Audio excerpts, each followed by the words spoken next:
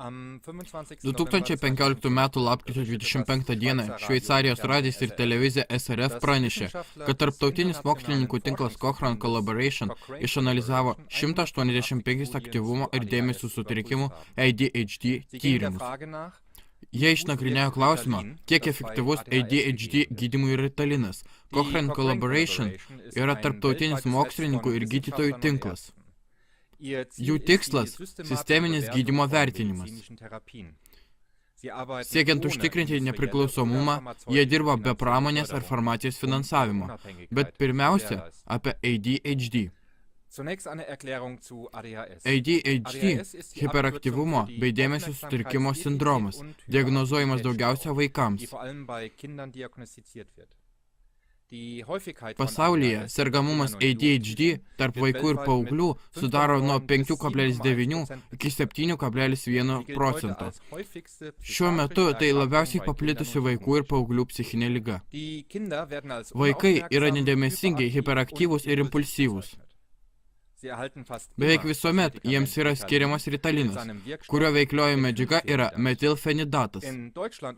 Šveicarijoje ir Vokietijoje metilfenidatas yra klasifikuojamas kaip narkotikas. Amerikietis Leonas Eisenbergas yra mokslinis ADHD tėvas.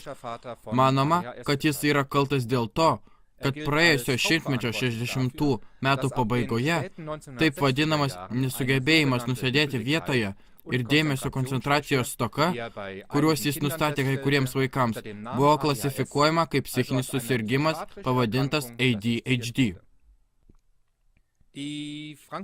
Dienraštis Frankfurter Allgemeine apie tai pranešė 2012 metais. Tačiau, kai ADHD diagnozuojamas vis dažniau, Ritalino skirimas išaugo. Leonas Eisenbergas suabejojo.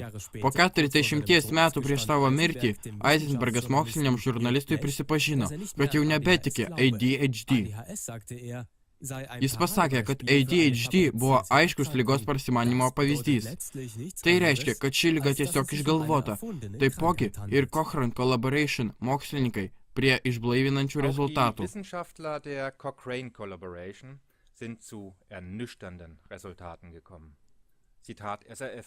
SRF citata. Išblaivinimas numeris 1. Ritalino veikimas yra nežymus. Išblaivinimas numeris 2. Mokslinių tyrimų rezultatų kokybė yra nepatenkinama, todėl vėl kyla abejonių dėl medikamentų vartojimo efektyvumo gydant ADHD.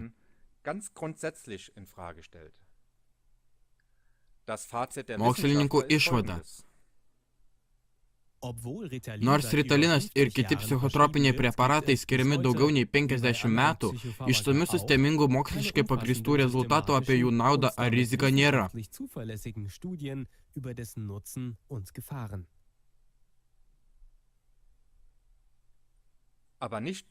Bet tai, kad ADHD yra išgalvota liga, dar ne viskas. Jos gydymui naudojami kenksmingi, o kartais ir mirtini preparatai.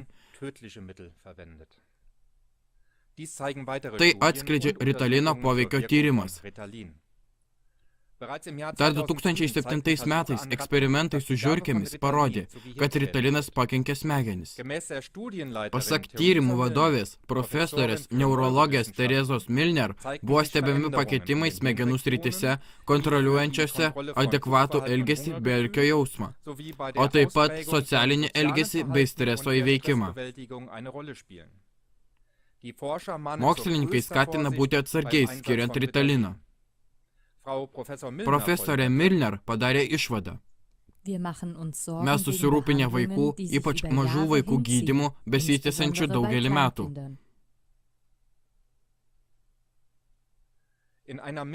Tyrime, kuris vyksta daugiau nei 10 metų, buvo stebimos 6 Amerikos ligoninės, gydančios apie 600 vaikų. Federalinis sveikatos institutas apibendrino tyrimų rezultatus. Medikamentinis gydymas po 3 gydymo metų nepalengvina ligos simptomų. Nerimo kelia tai, kad vaikai gydomi medikamentais ilgiau nei 3 metus yra mažesni už savo bendraamžius vidutiniškai 2 ir daugiau centimetrais, bei sveria 3 kilogramais mažiau nei vaikai gydomi kitais metodais. JAV kovos su narkotikais agentūra Ritaliną priskiria tokiems pat pavojingams narkotikams kaip heroinas ir kokainas. Ritalinas lygiai taip pat sukelia priklausomybę ir pagal savo pašarinį poveikį gali konkuruoti su kreku. Krekas yra narkotikas pagamintas iš kokaino druskų. Jis rūkomas ir yra vienas iš labiausiai psichinę priklausomybę sukeliančių narkotikų. Nepaisant to, Ritalinas vis dar skiriamas ADHD gydymui.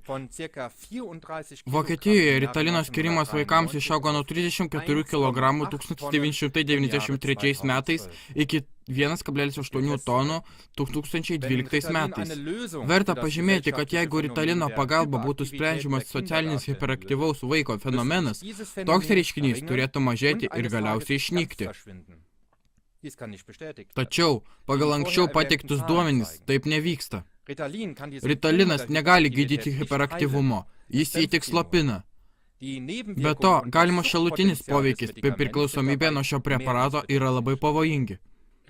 Kritikuojantis balsai ir moksliniai tyrimai, raginantis peržiūrėti bei dar kartą įvertinti ADHD, ignoruojami daugelio gydytojų ir psichologų jau ne vieną dešimtmetį. Aktualus, neprikaištingas Kochrano grupės tyrimas turėtų paskatinti peržiūrėti hiperaktyvių vaikų gydymą.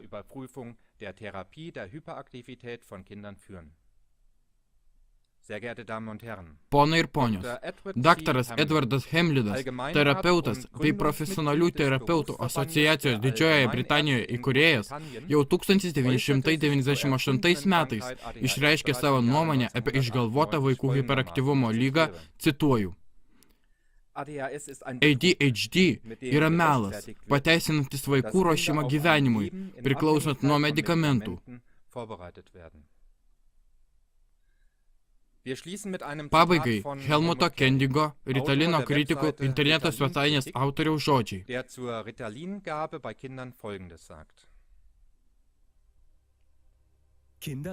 Pririšti tiek daug vaikų prie sąmonę keičiančių bei psichologinę priklausomybę sukeliančių narkotikų daugiau nebegalima. Tai ne juokais gali sukelti ilgalaikę žalą visuomeniai. Narkotikų skirimas ir vartojimas žingsnis po žingsnio veda į mirtį.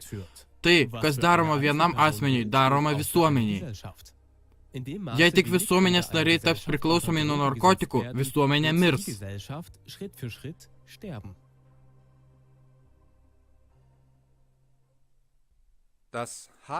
Atkaklus, visų įspėjančių ir tikrovę atskleidžiančių balsų nepaisimas parodo, kad būtent tai ir yra numatyta tam tikrų užkulisinių vadovų planuose.